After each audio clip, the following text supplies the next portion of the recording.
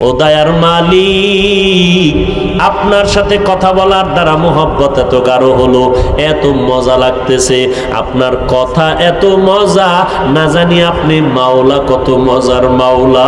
ও দয়ার মালিক, মনে চায় আপনাকে না দেখে আর আমি ঘরের মধ্যে যাব না। ও আল্লাহ, দয়া করে একটু আমার সাথে মোলাকাত দিবেননি, একটু দেখা দিবেননি। আল্লাহ বলেন, লান তারানি, কখনো মুসা তুমি আমাকে দেখতে পারবা না। আল্লাহ পাক বলেন, নবী, আমাকে যারা দেখতে চায়, আমার সাথে যারা মোলাকাত করতে চায়, তাদের কর্মসূচি দুইটা। এক নম্বরে নেক আমল করা লাগবে, দুই নম্বরে আমলের মধ্যে কোনো শিরিক করা যাবে না, আমলটা হতে হবে ইখলাসওয়ালা। আল্লাহর বান্দি জাহান্নামী মহিলা শুধু কুকুরকে পানি পান করানোর কারণে আল্লাহ মহিলার জীবনের সব গুনাহগুলো মাফ করে দিলেন। ও পর্দার আড়ালের আম্মা জানেরা, আসেনি যশোরের মহিলারা শুনে? এরে পর্দার আড়ালের আম্মা জান, কয়দিন এই দুনিয়ার হায়াত? এরে যুবক, দুনিয়াটা কিছুই না, আমল যা করলেন এটাই আপনার সাথে কবরে হাসরে যাবে। قال النبي صلى الله عليه وآله وسلم إذا وزع الميت في قبره جاء القرآن عند رأسي والصلاة عن يميني والصيام عن شمالي وسائر الحسنات عند رجلي। পয়গম্বর বলেন, মাইয়েতের কবরে রাখার পর সব মানুষ চলে যাবে, চারটা জিনিস যাবে তার সাথে উপকারের জন্য। মাথার কিনারায় থাকবে কোরআন শরীফ, যদি দুনিয়াতে কোরআনকে বন্ধু বানায়। ডান পার্শ্বে থাকবে নামাজ, বাম পার্শ্বে থাকবে রোজা, পায়ের কিনারায় থাকবে যাবতীয় নেক আমল। এই আমলটা বড় দামি। দুনিয়াতে আপনি যশোর বাজারে গেলেন মাছ কেনার জন্য, ইলিশ মাছ কিনিয়া আপনি যদি ঘরের মধ্যে দেন, দুপুরবেলা ম্যাডাম আপনাকে ইলিশ মাছ দিবে। আর যদি ইলিশ মাছ না কিনে কাঁথামুড়ো দিয়ে ঘুম দিয়ে স্বপ্ন দেখেন, স্বপ্ন দেখে যদি দুপুরবেলা বলেন, আমি না স্বপ্ন দেখলাম ইলিশ মাছ ঘরে নিয়ে আসছি, দাও তাড়াতাড়ি দাও, বলে স্বপ্নের তো কোনো ভ্যালু নাই, তুমি বাজার থেকে যা আনছো তাই পাবা, ইলিশ মাছ চাইলে পাবা না। ইয়া আইয়ুহাল্লাযীনা আমানুত্তাকুল্লাহা ওয়াল তানজুর মা কদ্দামাত লিগাদু ওয়াত্তাকুল্লাহ ইন্নাল্লাহা খাবীরুম বিমা তা'মালুন। ও বান্দা, আগামীকালকের জন্য, পরকাল জিন্দেগির জন্য দুনিয়াতে যেই জিনিস তুমি অর্জন করবা, কবরে হাসরে সেই জিনিস তুমি পাইবা। আর দুনিয়া মাজরাআতুল আখিরা, দুনিয়া হলো আখিরাতের ফসল কামাই করার জায়গা। সময় কিন্তু বাকি নাই। এই জীবনে অল্প বয়সে কত লাশের মিছিল দেখলাম, এমন কোনো দিন নেই যুবকের লাশের খবর ছাড়া আর কোনো খবর। গাড়ির নিচে যুবকের লাশ, পানির মধ্যে যুবকের লাশ। এই মহামারী করোনায় কত যুবকের লাশ দেখলাম। খেলার মাঠে কত বন্ধু নিয়ে খেলাধুলা করছিলাম, আজকে অনেক বন্ধু দুনিয়াতে নাই। লেখাপড়ার টেবিলে কত বন্ধু নিয়ে আড্ডা দিছি, নামাজ অনেক বন্ধুরা নাই। ও পর্দার আড়ালের মা, ও যুবক বাবারা, ও বৃদ্ধ বাবাজিরা, সময় নাই, এখনো সুযোগ আছে আমল ঠিক করিয়া আল্লাহর মোহাব্বত নিয়ে চলার জন্য। রবের মোলাকাত যদি চাই, আমল ছাড়া কোনো রাস্তা নাই। নেক আমল, ইখলাসওয়ালা আমল। আর এই ইখলাসটা অন্তরের ব্যাপার। আর এই অন্তরে ইখলাস তৈরি করার জন্য পরিশুদ্ধওয়ালা অন্তরওয়ালা যারা, খাঁটি আহলুল্লাহ যারা, আল্লাহওয়ালা যারা, এদের সাথে সম্পর্ক তৈরি করে এরপরে তাদের নেক নজর নিয়া অন্তরকে পরিশুদ্ধ করে ইখলাস তৈরি করে আমল করা লাগবে। এরে নবীর উম্মতের দল, দুনিয়া কিছুই না। এই যে বয়ান যা করি এগুলো আপনারাও জানেন, শুধুমাত্র এক জায়গায় বসা, কার কথায় কোন সময় দিলের পরিবর্তন আসবে, হেদায়েতের দরজা খুলে যাবে। ওই কবরে একদিন আপনাকেও যেতে হবে, আমাকেও যেতে হবে। আমি আপনার পায়ে ধরে ধরে ধরে ধরে কতটা দুর্বল হইয়া বয়ান করি। উদ্দেশ্য কি? আমার দলে আসেন, একবারও বলি নাই। চরমনাই না গেলে কারো গুনাহ হবে, এই কথাও কোনো সময় বলি নাই। তাবলীগ না করলে গুনাহ হবে, এই কথাও বলি নাই। কওমি মাদ্রাসায় না পড়লে গুনাহ হবে এই কথাও বলি নাই। সব কথার কথা একটা, ও বান্দা তুমি ডাক্তারি পড়ো আলহামদুলিল্লাহ, ইঞ্জিনিয়ারিং পড়ো আলহামদুলিল্লাহ, স্কুল কলেজে পড়ো আলহামদুলিল্লাহ, কথা শুধু একটা, গোলামি করব আল্লাহর, আদর্শ মানতে হবে মদিনার। আল্লাহর গোলামি আর নবীর আদর্শ নিয়ে চলো। ডাক্তারি পড়ো, বাধা নাই, মা বাবার খেদমত করো, ওলামায়ে কেরামের পরামর্শ নিয়ে চলো, দেশ ও জাতির পক্ষে কথা বলো, 5 ওয়াক্ত নামাজ। ও আল্লাহর বান্দারা, নামাজ ছাড়ার কোনো সুযোগ নাই। আমি আপনাকে কেন বলবো? আমিও তো মুসলমান, আপনিও মুসলমান, আমার আল্লাহ আপনাদের আল্লাহ এক, আমার নবী আপনাদের নবী এক, আমার কোরআন আপনাদের কোরআন এক, আমার কাবা আপনাদের কাবা এক, আমরা আপনার ধর্ম এক, দুনিয়াতে আসছি তাও এক। কবরে যেদিন যাব কাফন হবে 3টা কালার হবে, তাও কবরের সাইজও হবে এক। কবরে যাওয়ার পরে কে মাওলানা, কে মুফতি, কে মুহাদ্দিস, কে মূর্খ কোনো ভেদাভেদ নাই, কে ছাত্র, কে ওস্তাদ, কে ইমাম, কে মুক্তাদি, কে ডাক্তার, কে রোগী, ভেদাভেদ নাই, কে মুমিন, কে মুসলমান ধরা নাই। প্রশ্ন হবে মাত্র 3টা, রবের পরিচয় দাও, ধর্মের পরিচয় দাও, রাহমাতুল লিল আলামিনের পরিচয় দাও। ওই জবাব যারা দিবে তাদের কবর হবে রওজাতুম মির রিয়াজিল জান্নাহ, আর জবাব যারা দিতে পারবে না তাদের কবর হবে হুফরাতুম মিন হুফারিন নার। ওই জাহান্নাম থেকে বাঁচার জন্য 3টা প্রশ্নের জবাব ঠিক করার জন্য দুনিয়াতেই বান্দা তৈরি হতে হবে। রবের গোলামি, নবীর তরিকা মতো চলা, ইসলাম অনুযায়ী জীবন যাপন করা। আজকে যদি আল্লাহর মোহাব্বত নিয়ে চলতাম, আজকে মা বাবার বিরুদ্ধে কথা বললে, দলের বিরুদ্ধে কথা বললে কষ্ট লাগে, অথচ আমার নবীরে গালি দেওয়ার পরে অনেক মুমিন আছে অন্তরে কষ্ট লাগে না। যদি কষ্ট লাগতো এই মুসলমানের জমিনে আমার নবীরে গালি দিয়া সোজা পায়ে চলতে পারত না। এরে নবীর উম্মতের দল, আজকে এই নিজেদের বিভক্তির কারণে গুটি কয়েক নাস্তিকরা, গুটি কয়েক ইসলাম বিদ্বেষীরা আলেমদের লিস্টি করে, এগো বুঝিয়ার কোনো কাম নাই। আবার মাদ্রাসার লিস্টি করে, এদের বুঝিয়ার কোনো কাজ নাই। মুসলমান হইয়া আজকে মুসলমান নাম দেয়, কত সুন্দর নাম, হাসানুল হক, কত সুন্দর নাম, রাশেদ খান, কত সুন্দর নাম, তাসলিমা নাসরিন, কত সুন্দর নাম, আহমদ শরীফ, কত সুন্দর নাম, হুমায়ুন আজাদ, কত সুন্দর নাম। অথচ কাজগুলো এত খারাপ, এই সাহসটাই পাইতো না যদি আমাদের মধ্যে একতা থাকতো। সাহসটাই তো পাইতো না। আল্লাহ হেদায়েত দান করুন। এরে আল্লাহর গোলাম, এই জন্য আমলের দরকার, সুন্নতের দরকার। সুন্নতের আমলের খবর নাই।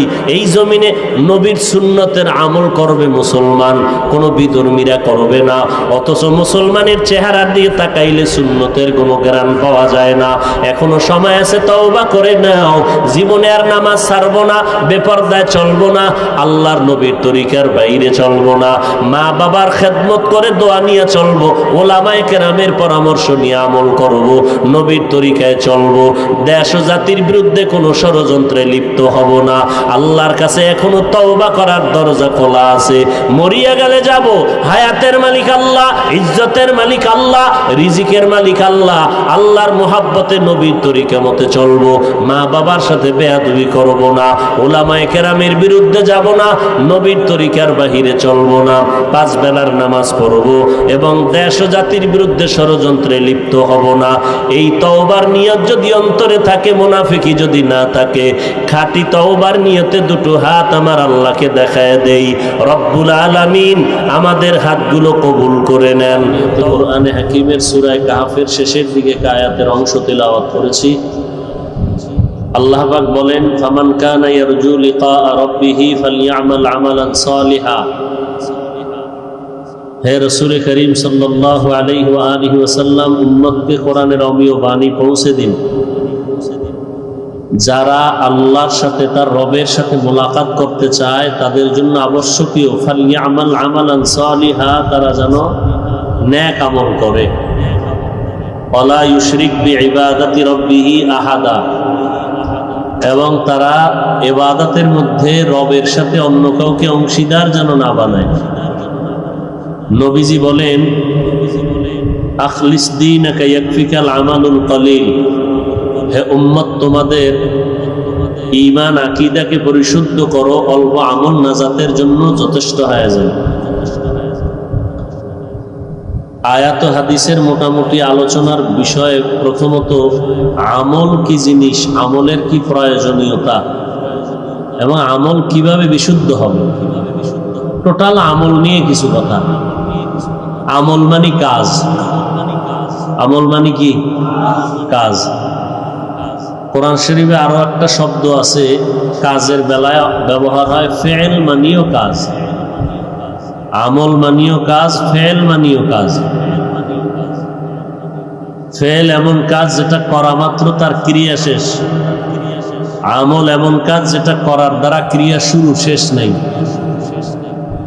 আবার দুনিয়ার যে কোনো কাজকে ফেল বলে, আর সওয়াব আখিরাতমুখী সমস্ত কাজ হলো আমল। এই আমল দুই প্রকার, নেক আমল আর বদ আমল। নেক আমল কি? নেক আমল আর বদ আমল, ফরজ, ওয়াজিব, সুন্নাত, মুস্তাহাব, সুন্নাতে মুআক্কাদা, জায়েদা, এগুলো সব নেক আমল। বদ আমল কি? হারাম, মাকরু, তাহরিমি, তানজি, শিরক, বেদাত, এগুলো সব বদ আমল। এই বদ আমল আবার দুই ভাগে ভাগ করা, ফাহশা আর মুনকার। মুনকারও বদ আমল, ফাহশাও বদ আমল। ব্যবধান কি? এই দুই বদ আমলের মধ্যে ব্যবধান, একটা ব্যাখ্যা ছাড়া বোঝা যায় না, আর একটা ব্যাখ্যা ছাড়াই বুঝে আসে।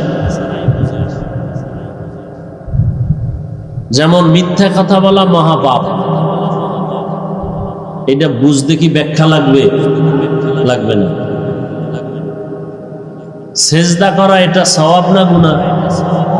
বলেন। এই সেজদা যদি কোনো আল্লাহকে না দিয়া গায়রুল্লাহকে দেয়, বলেন সবাই। দেওয়ার মতো মানুষ এই জমিনে আছে না নাই? আল্লাহ ছাড়া গায়রুল্লাহকে সিজদা দেয়, গায়রুল্লাহকে দেওয়া সওয়াব না গুনাহ? বলেন তো, যারা দেয় তারা কি গুনাহ মনে করে দেয়? বলেন। তারা সওয়াব মনে করে দেয়, অথচ এটা কত বড় গুনাহ, মারাত্মক শিরক। এরপরও সিজদা করে। আপনি যদি যুক্তি নিয়ে যান গায়রুল্লাহকে সিজদা দেওয়া জায়েজ নেই, বলে কেন? এই সিজদা দেওয়া জায়েজ নেই কেন? আপনি দলিল দেবেন ইবাদতের সিজদা আল্লাহ ছাড়া কাউকে দেওয়া যাবে না। সে বলবে আমরা ইবাদতের সিজদা দেই না। আমরা যে পীরের পায় মাজারে সিজদা দেই, এটা ইবাদত হিসেবে দেই না। কি? এটা সম্মানের জন্য যে তাজিমান। তুমি যে ইবাদতের জন্য দাও না, তাজিমের জন্য দাও। দলিল? বলে দলিল কয়টা চাও? ফেরেশতারা তাজিমের সিজদা করছে আদমকে, আরো লাগবে দলিল? বলে হ্যাঁ আরো দাও। ইউসুফ নবীকে সিজদা করছে সম্মানের জন্য, তার মা বাপ ভাইয়েরা। এখন এটা তাকে বুঝাইতে হলে দলিল লাগবে, ব্যাখ্যা সাপেক্ষ বিস্তারিত আলোচনার মাধ্যমে বুঝাইতে হবে যে আসলে আল্লাহ ছাড়া কাউকে সিজদা দেওয়া জায়েজ নেই, হারাম। কেমন হারাম? বলে পৃথিবীতে যত জুলুম আছে এর মধ্যে বড় জুলুম হলো আল্লাহ ছাড়া গায়রুল্লাহকে সিজদা করা। আর দুনিয়াতে দুইটা গুনাহ আছে, যেই দুইটা গুনাহ করলে শাস্তি দুনিয়াতেই হবে, মরার আগেই। সেই দুইটা অপরাধ কি? এক নাম্বার উকুকুল ওয়ালিদাইন, মা বাবার সাথে বেয়াদবি করার শাস্তি মরণের আগেই। দ্বিতীয় জুলুম।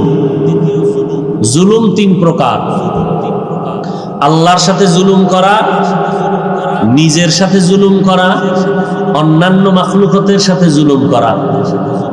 আল্লাহর সাথে জুলুম করা যত লাইনে আছে এর মধ্যে সব থেকে বড় জুলুমের নাম শিরিক। বড় জুলুমের নাম, যারা জুলুম করে তাদেরকে কি বলে? জালেম। যারা জুলুম করে এদেরকে কি বলে? আর যাদের উপরে করে মাজলুম। তাহলে জুলুম দে জালেমের বিচার মরার পরে না আগে? বলেন না কেন? এগুলো আল্লাহর সাথে জুলুম কি? শিরিক। ইয়া বুনাইয়া লা তুশরিক বিল্লাহ ইন্নাশ শিরকা লাযুলমুন আযীম। শিরিক তো একটা মারাত্মক, আবার কয় এটা শিরিকটাই মারাত্মক, আবার বলে জুলমে আযীম, বড় জুলুম। ইন্নাল্লাহা লা ইয়াগফিরু আন ইউশরাকা বিহি ওয়া ইয়াগফিরু মা দুনা যালিকা লিমান ইয়াশা ওয়া মান ইউশরিক বিল্লাহ ফাকাদ ইফতারা ইসমান আযীমা।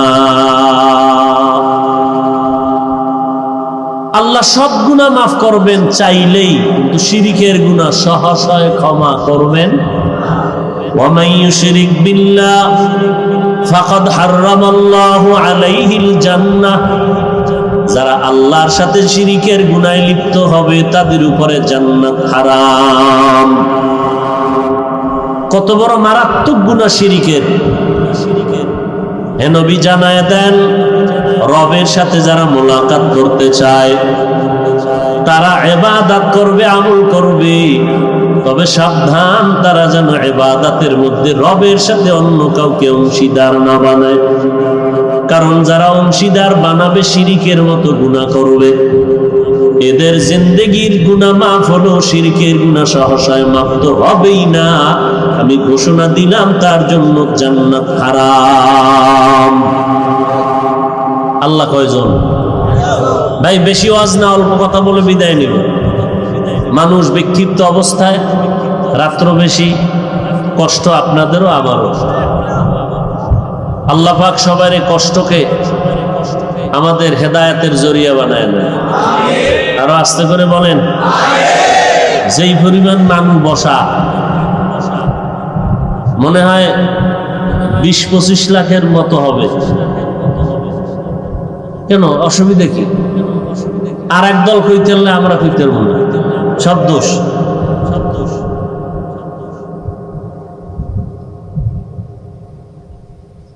হায় হায় হায়! আল্লাহ সব ভাইকে হেদায়েতের দৌলত দান করেন। আমাদের ক্ষতি আমরা করি, কোন বিধর্মীরা করে না। দেখেন এখানে আমরা সবাই বসা নিরীহ মানুষ। অস্ত্র আছে? লাঠি আছে? কিচ্ছু নাই। আমরা গালি দেই হিন্দুদের বিরুদ্ধে, ইহুদির বিরুদ্ধে, খ্রিস্টানের বিরুদ্ধে কিছু বলি, অশালীন কিছু বলি, কান্নাকাটির ওয়াজ, মুসলমানের জান্নাত জাহান্নামের ওয়াজ। এরপর আমগো বেঈমান নাস্তিকরা ভয় পায় কেন? দেখেন তাবলীগ, চরমনাই, দেওবন্দি, এরা মানুষের দ্বারে দ্বারে দ্বারে দ্বারে ঘুরে আহলে হক ওলামা, বক্তা, মাথায় হাত দিয়ে পাও ধরে ধরে নামাজের দাওয়াত দেয়, রোজার দাওয়াত দেয়, দিনের পথে মানুষকে ডাকে। হাজার নয় লক্ষ লক্ষ ইংরেজি পড়ুয়া, RAB, army, police, BDR, doctor, professor, engineer, এরা আজকে নামাজি, বেনামাজির থেকে নামাজি, বেপর্দাওয়ালার থেকে পর্দা, হারামখোর থেকে হালালখোর। কথা ঠিক নেই? অথচ আমাদের মধ্যেই আবার একদল মুসলমানের ব্যানার লাগাইয়া চরমনের বিরুদ্ধে, তাবলীগের বিরুদ্ধে, কওমির বিরুদ্ধে, দেওবন্দীদের বিরুদ্ধে আছে না নাই?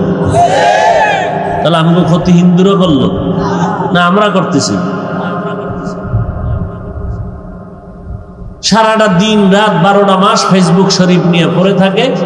কতক্ষণ তাবলীগের বিরুদ্ধে, চরমনের বিরুদ্ধে, কওমির বিরুদ্ধে, দেওবন্দীদের বিরুদ্ধে, একটার পর একটা বিরুদ্ধে আছেই। কারা করে? কোনো হিন্দু না। মাঝে মাঝে বেঈমানরা আমাকে একটু টোকা দেয়, দেখে মুসলমান ঘুমায় না সজাগ। তা আমরা চোখ দিয়ে তাকায় থাকলে কি হবে যদি ঈমান মরে যায়? আল্লাহ আমাদের সব ভাইকে হেদায়েতের দৌলত দান করুন। শিরিকের গুনাহ মারাত্মক এবং এটা বড় জুলুম। আল্লাহ এক না দুই? আল্লাহ যে এক, কোন দিক থেকে এক? বলেন সব দিক থেকে এক। কেমন এক? কুল হুয়াল্লাহু আহাদ মানিও এক, ওয়াহেদ মানিও এক। আল্লাহ ওয়াহেদ নয় বরং আহাদ। কেন? ওয়াহেদ এমন এক যার পরে দুই আছে, আর আহাদ এমন এক যার পরে কি নাই। সারাটা রাত গজবের মোবাইল হাতে নিয়ে ফেসবুক শরীফে রাত কাটায়, ফজরের নামাজেরও খবর, জীবনটা নষ্ট করে ফেললা। হেসে হেসে সময় কাটায় না রে বাবা। এই ময়দানে মাহফিলে যতক্ষণ বসে আছেন, গুনাহ তো হবেই না, বরং অনবরত আমল নামায় নেক লেখা হবে। আয় বেরাদার দূরে বাসা জিয়ারে বদ, ইয়ারে বদ বদ তোর বুয়া দাজমারে বদ। এতক্ষণ আলোচনার দ্বারা কি বুঝলাম? আমলের প্রয়োজন আছে না নাই? কম না বেশি? বেশি আমল না বরং কম আমল। আমল বেশি লাগবে না, তবে আমল যদি অল্প করো তবে ইখলাস নিয়ে আমল করো, শিরিক থেকে নিজেরে বাঁচাও। এক আল্লাহ তাআলার বান্দি, এমন কোনো গুনাহ নাই যে কোনো গুনাহ করে নাই। কে? আল্লাহ তাআলা। নারী না পুরুষ? চিন্তা করতেছেন? আল্লাহর বান্দি কর বড় টেনশনে পড়ছে, এটা পুরুষ না নারী? এমন কোন গুনাহ নাই করে নাই। আল্লাহর এক বান্দি চরম জাহান্নামী গুনাহগার একদিন রাস্তা দিয়ে হেঁটে যায়, হঠাৎ করে নজর করে দেখে একটা কুকুর পানির পিপাসায় জিহ্বা বের করে ছটফট করে কান্না করে। মহিলা যদিও গুনাহগার, তবে কুকুরের দিকে তাকাইয়া তার মায়া অন্তরে জন্ম হলো। আল্লাহর বান্দি দৌড়াইতেছে কোথা থেকে একটু পানি নেওয়া যায় কুকুরটাকে পান করানোর জন্য। দৌড়াইয়া চলে গেল, একটা পানির কূপ তালাশ করে পাইল, পানি নিচে উঠাবে কেমনে, কোনো পাত্র নাই। আল্লাহর বান্দির পায়ে ছিল চামড়ার মুজা, মুজাটা খুলে ফেললো। মাথায় ছিল ওড়না। কি ছিল? একটা জাহান্নামী গুনাহগার বান্দি রাস্তায় হাঁটে ওড়না মাথায় লাগাইয়া। আর আমার দেশের বোনেরা, হাজী সাহেবের মেয়ে, মুসলমানের সন্তান, ওড়না ঠিক লাগায় কিন্তু ওড়না মাথার ওড়না লাগায় না, ওড়না বানাইছে গলার মাফলার। কথা ঠিক নেই? কেমন এক সমাজ! বাবা হইয়া মেয়েটারে চাপ দিল নাকি বিপদের সংকেত এসে যাবে। এই জন্য বলছি, আমাদের ক্ষতি বেঈমান যা করে তার থেকে মুনাফিকেরা বেশি করে। ভাইরা আমার, দেখেন না, আমি ওয়াজ করতেছি, চেহারা আম্মা জানেরা ঢেকে রাখো, আর আমার মতো একদল আল্লাহর বান্দা আছে, এরা আবার পুরা উল্টা, চেহারা খুলে দাও, চেহারা দাও, এক সংঘর্ষ ময়দানে চলতে থাক। তো বেঈমানের সাথে ঝগড়া করে লাভ কি? আমগো নিজেকে ঝগড়া মিটবে কবে? হ্যাঁ, আমি বলি ভাই, আল্লাহর কোরআন বুকে লাগাও, সওয়াব। আল্লাহর কোরআন দিকে তাকাইয়া থাকো, তাতেও সওয়াব। আল্লাহর কোরআনের দিকে তাকাও, সওয়াব। পড়ো সওয়াব, তরজমা পড়ো সওয়াব। আবার আমার মতো একজন বান্দা কয়, কোরআন শরীফের অর্থ যদি না পারো পরে কোনো লাভ নাই। কি নাউজুবিল্লাহর মধ্যে কি দালাল! এই দালাল, নাউজুবিল্লাহর মধ্যে কি দালালি ঢুকছে? কোরআন শরীফ অর্থ না জেনে পড়লে লাভ নাই। আল্লাহ পাক দেখতেছে, বলেন সবাই। কোরআনের অর্থ না জেনে পড়লে লাভ আছে না নাই? সবাই একমত? তাহলে কোরআনের অর্থ না জেনে পড়লে লাভ অবশ্যই, দেখলেও লাভ আছে না নাই? ধরলেও লাভ আছে না নাই? কিন্তু কোরআনের অর্থ না জেনে পড়লে লাভ নাই কথা হিন্দু বলেছে, খ্রিস্টান বলেছে? তাহলে প্যাস বাইরে না ভিতরে? বলেন। চরমনের বিরুদ্ধে হিন্দুরা ফেসবুকে লেখে, বৌদ্ধরা লেখে, কওমি মাদ্রাসার বিরুদ্ধে হিন্দুরা লেখে, তাবলিগের বিরুদ্ধে বিধর্মীরা লেখে। ঘর প্যাস বাইরে না ঘরে? কি বয়ান শুনবেন? বয়ানে আইসি ঠিকই, এই 12টা পর্যন্ত একেবারে শীত পটাঙ্গ এক সিফার মধ্যে বয়ে রয়েছে ঠিকই। এরপরও কি কয় হাফিজুর রহমানের ওয়াজ মাইনসে হুনে, তো আর এক চালাক তো কয়, তুই কি অলুমাননি, তুই মানুষ না। মানুষ তো আইসো কেন, তুই তো হলুমান। হাফিজের অস্ত মানুষ শুনে না, তুই তো হলুমান। কে কইছে এই কথা? হিন্দু, বৌদ্ধ, খ্রিস্টান না মুসলমান? চিন্তা করতে পারেন। জিজ্ঞাসা করি তাদেরকে, তাবলিগের বিরুদ্ধে লেখার দ্বারা, চরমনের বিরুদ্ধে লেখার দ্বারা, কওমি মাদ্রাসার বিরুদ্ধে লেখার দ্বারা, আমি হাফিজের বিরুদ্ধে তোমার লেখার দ্বারা ইসলামের কি ক্ষতি হইল? তাবলিগের কি কতটুকু ক্ষতি হইল? চরমনের কতটুকু দুর্বলতা আসলো? কওমি মাদ্রাসা কয়টা বন্ধ হয়েছে তোমার ফেসবুকে লেখার দ্বারা? হয়েছে। তাহলে তুমি কেন এই অপরাধগুলো করো বাবা? কি লাভ? কি তোমার কোনো লাভ আছে? তোমার সম্মান খানিকটা বেড়েছে? তোমার আব্বা আম্মা তোমার দোয়া বাড়ায় দিছে, তাহলে আকাম কেন করো? আল্লাহর ভয় নাই? শুরুতেই বলেছি আমাদের অস্ত্র নাই, টাকা নাই, পয়সা নাই, বাড়ি নাই, ঘর নাই। এরপরেও সমস্ত বিধর্মীরা মুসলমানের ভয় পায়, চেহারাটা দেখলে ভয় পায়। এমন একটা মজলিস মিলাইয়া কোরআনের বয়ান করব, কোনো গালাগালি নাই, পাও ধরিয়া নামাজের কথা বলবো, রোজার কথা বলবো। কারণ ইসলাম এমন একটা ধর্ম, যেই ধর্মটাকে সবাই বলে শান্তির ধর্ম। ইসলাম হলো সহনশীল ধর্ম। ইসলাম ধর্মটা এত সুন্দর, এর এতটা বিস্তীর্ণ ধৈর্য, ইসলাম ধর্মটা এতটাই সহনশীল। হিন্দুর সাথে খারাপ ব্যবহার করা ইসলামে নিষেধ, বিধর্মীর সাথে খারাপ আচরণ করা নিষেধ, গালাগালি করা পর্যন্ত নিষেধ। আল্লাহ কোরআনের আয়াত নাজিল করে বলেন, নবী মুমিনেরে জানায়া দেন বেঈমানেরে যেন গালি না দেয়, কারণ বেঈমানেরে গালি দিলে ওরা গালি দিবে আমি আল্লাহরে। খবরদার, ওরা গালি দিয়া আমি আল্লাহরে গালি শুনানোর কোনো দরকার নাই। আমি মাওলার কাছে কান্না করো আর তাহাজ্জুদ পড়ো আর দোয়া করতে থাকো। আমি আল্লাহ তো এখনো আছি। নমরুদের ধ্বংস করে দিতে আমার কিছু লাগলো না। যেই নমরুদ আমি আল্লাহকে মারার জন্য রেডি হয়ে গেল, সেই নমরুদের আমি আল্লাহ একটা অসুস্থ মশা দিয়া ধ্বংস করে দিলাম। যেই ফেরাউন ফকিন্নির ঘরের ফকিন্নি, মানুষের জমিনের শশা মাথায় টেনে বিক্রি করে মিশরের বাজারে বিক্রি করে টাকা নিত, ওই ফেরাউন টাকার মালিক হইয়া ক্ষমতার চেয়ারে বসিয়া দাবি করলো শুধু আমি খোদা না, আমি একটা বড় খোদা, আনা রব্বুকুমুল আলা। এত বড় খোদা হইয়া আমি আল্লাহ ফেরাউনের লোহিত সাগরের পানিতে চুবাইয়া ধ্বংস করে দিলাম। সাদ্দাত আল্লাহর জান্নাতে যাবে না।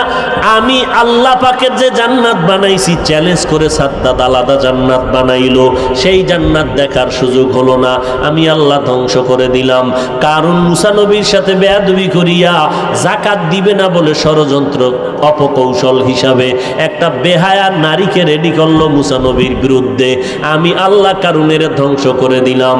ওই আমি আল্লাহ এখনো আছি। মুসলমানেরা ঈমান মজবুত করে আমল কর, ইখলাস নিয়ে আল্লাহকে ডাক দাও। বেঈমানের উপরে বিপদ দিয়া একটা সেকেন্ড লাগবে না ওদের সোজা করার জন্য। ওরে মুসলমান, কেন এত ভয় পাও? সারা দুনিয়ার বেঈমান তো মুসলমানের ভয় পায়, কিন্তু আজ আমরা কেন এত দুর্বল? একমাত্র কারণ আমরা আল্লাহর গোলামি বাদ দিয়া মানুষ হইয়া মানুষের গোলামি করার জন্য পাগল। আজকে মানুষ মনে করি রাতের বেলা কান্নাকাটির দরকার নাই। শাহজালাল রহমাতুল্লাহ আলাই সিলেটের জমিনে এসে গৌর গোবিন্দের সাথে বিজয়ের মালা গলায় নিলেন। বেতের বাড়ি লাগে নাই, আন্দোলনও করা লাগে নাই, আল্লাহ বিজয়ের মালা দিলেন। ফজরের আজান আর তাহাজ্জুদ আর চোখের পানির দোয়া, ওই দোয়া কোথায় গেল? কান্না কোথায় গেল? আজকে কান্নার বয়ান নাই, উম্মতের মাঝে কান্না নাই। কেউ যদি কান্না করে, অন্য লোক মুসলমানেরা তাকায় তাকায় তিরস্কার করে আর লজ্জা দেয়। কান্না কেন করে? এই জন্য দেখছুনি কান্না করে, লজ্জা করে না? দেখ কেমনে কান্না করে। আরে ভাই, তুমি বলো কান্না করে কেন? আর আমার প্রশ্ন, তুমি রসুলের আশেক হইয়া কোরআনের বয়ানে বসে কাঁদো না কেন? প্রশ্ন তো তোমাকে করতেছি, তুমি উল্টা কেন করো? যে মোনাজাতে কান্না করে কেন? প্রশ্ন, তুমি কেন কাঁদো না? তুমি কি কোরআন পড়ো না? তুমি তো আমার থেকে হাদিস বেশি জানো। মদিনার নবী বলেন, কান্না করো, যদি কান্না না আসে বাহানা করো, তাতেও সওয়াব। আল্লাহ বলেন, বেশি বেশি কান্না করো, কম হাসো। এক ফোঁটা চোখের পানির বড় দাম। আছে কান্নার বয়ান নাই, আর বয়ান আসবে কি করে? আমি সুন্দর জাহান্নামের বয়ানও যদি আমি করি, আমার এই জাহান্নামের বয়ানে কান্না উম্মতের মাঝে আসবে না যদি আমার আমলে ইখলাস না থাকে। আমি হাজারো জাহান্নামের বয়ান করলে কান্না আসবে না যদি ইখলাস না থাকে। কান্না এত সোজা। পুলিশে একটা চোরকে ধরিয়া থানায় নিল, নিয়া রুমের মধ্যে আটকায় দিছে ফিডা। এমন বেত্রাঘাত, চোরার শুধু কান্নার আওয়াজ আসে, কিন্তু গিয়া দেখলাম চোখে এক ফোঁটা পানিও।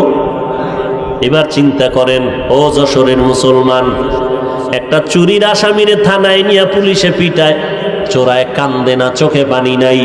আর ওয়াজ মাহফিলের ময়দানে বসে দেখবেন, চেয়ারের মধ্যে বসে একজন আল্লাহর ওলি বয়ান করে, 200 হাত দূরের মধ্যে বসে একজন যুবক হাউমাউ করে কান্না করে। নিজের বিবেকটাকে জিজ্ঞাসা করো, পুলিশে ফিডায় চোরেরে কাঁদে না, আর ওয়াজের মধ্যে এক আল্লাহর ওলি বয়ান করে, 200 হাত দূরে বান্দা কান্দে। এবার জিজ্ঞাসা কর, বান্দা তুই কাঁদো কেন? তোরে কে মারলো? তোরে কে মার দিল? তুই কান্না করো কেন? পুলিশে ফিডায় কাঁদে না, আর ওয়াজে বয়ান করে 200 হাত দূর থেকে এক আল্লাহর বান্দা কান্দে। আপনি কি মনে করলেন এত সোজা কান্না? জাহান্নামের বয়ান তো আমিও করি, কই আমার বয়ানে তো কান্না নাই। চরমনায়ের হুজুর যদি করে মানুষ বেহুশ হয়ে যায়, উজানির হুজুর বয়ান করলে মানুষ বেহুশ হয়ে যায়। এর কারণটা কি বাবা? এলেমের বাহাদুরি না, কাবেলিয়াতের কোনো দাম নাই, কবুলিয়াতের বড় দাম। যোগ্যতার কোনো খাওয়া নাই, আল্লাহর কাছে দাম বান্দার পরিশুদ্ধ আত্মা। মকবুল হে সাজ হে কাবিল তু বহুত হে, मकबूल है साज है काबिल तू बहुत है, आए ना के मानिंदे तू नहीं दिल तू बहुत है, आए ना के मानिंदे तू नहीं दिल तू बहुत है। সবার ভিতর একটা দিল আছে না? দিল ও ভাই আছে না? কিন্তু আয়নার মতো পরিষ্কার দিলের বড় অভাব। মোনাজাত তো সবাই দেই, কান্নাওয়ালা চোখের বড় অভাব। এরে আল্লাহর বান্দারা, নবী বলেন আমল করো, তবে অল্প, তবে আমলের মধ্যে ইখলাস লাগবে। ইখলাস ছাড়া আমল কবুল হবে না। ওই জাহান্নামী গুনাহগার বান্দি ওরনার একটা মাথা দিয়া মুজাটারে বাঁধলো, বাঁধার পরে পানি উঠাইয়া কুকুরটাকে পান করায় দিল। পয়গম্বর বলেন, ও সাহাবায়ে কেরাম, আল্লাহ পাকের পক্ষ থেকে গায়েবী আওয়াজ আসলো, ও জাহান্নামী নারী, তুমি যে কুকুরকে পানি পান করাইছো, এর বিনিময়ে রব্বুল আলামিন তোমার জীবনের সব গুনাহগুলো মাফ করে দিয়েছে। আল্লাহর মতো দয়াময় কে আছে? সে আল্লাহকে চিনি না, না চিনলে দেখার আগ্রহ আসবে কেমনে? আগে আল্লাহকে চিনো, এরপরে দেখবা দেখার আগ্রহ বেড়ে যাবে। মুসা নবী মাদায়েন শহর থেকে মিশরের দিকে রওয়ানা। মাদায়েন শহর থেকে রওয়ানা দিছে 10 বছর পর। ফেরাউনের এলাকা ছাড়িয়া চলে গেল মাদায়েনে। ওখানে শুআইব আলাইহিস সালামের মেয়েকে বিবাহ করলেন মুসা নবী। বিয়া করিয়া রওয়ানা, বিবির বাচ্চা গর্ভে রাস্তা দিয়া যাচ্ছেন, পাহাড়িয়া জঙ্গল, মাঝখানে গিয়া প্রসব বেদনা শুরু হয়ে গেল। এবার আগুনের দরকার। মুসা নবী তালাশ করে কোথায় আগুন পাওয়া যায়। হঠাৎ করে সামনে তাকায় দেখে আগুন দেখা যায়। মুসা নবী স্ত্রীকে রেখে গর্ভধারিণী অবস্থা, প্রসব বেদনা, ও বিবি এখানে বসো, সামনে আগুন দেখা যায়, আমি আগুন আনতে যাই। মুসা নবী যত আগায় আগুন তত পেছনে যায়, মুসা নবী যত সামনে যায় আগুন তত পেছনে যায়। যেতে যেতে যেতে যেতে হঠাৎ করে একটা আওয়াজ আসলো, এই মুসা, ইয়া মুসা ফাখলা'না আলাইকা বিল ওয়াদিল মুকাদ্দাস তুয়া। এই মুসা, কই ঢুকতেছো? জুতা খোল। এটা পবিত্র উপত্যকা, এখানে জুতা নিয়ে ঢুকা যাবে না। মুসা নবী কয়, কেউ মানুষ যদি আমারে ডাকতো, আওয়াজ দিত, ডানে বামে না হয় সামনে না হয় পেছনে, কোনো একটা দিক থেকে কানে আওয়াজ আসতো, কিন্তু জুতা খোলার আওয়াজটা যে পাইলাম, চতুর্দিক থেকে আওয়াজটা আসতেছে। আমি এবার বিব্রত বোধ করলাম, আওয়াজটা চতুর্মুখী আসলো কেন? এটা তো মানুষের আওয়াজের মতো লাগলো না। মুসা নবী কয়, কে আপনি আওয়াজ দিলেন? হঠাৎ করে আবার জবাব আসলো, আনা রব্বুক, আমি তোমার রব। মুসা নবীকে, আপনি আমার রব? হ্যাঁ। এবার মুসা নবী কথা বলা শুরু করলেন। এবার বিবির কথার খেয়াল নাই। মাওলার সাথে কথা বাড়াইতে বাড়াইতে যত কথা বাড়ায়, মোহাব্বত বেড়ে গেল, পরিচয় বেড়ে গেল, এত মোহাব্বত অন্তরের মধ্যে জমা হয়ে গেল। এক পর্যায়ে মুসা নবী বলেন, রব্বি আরিনি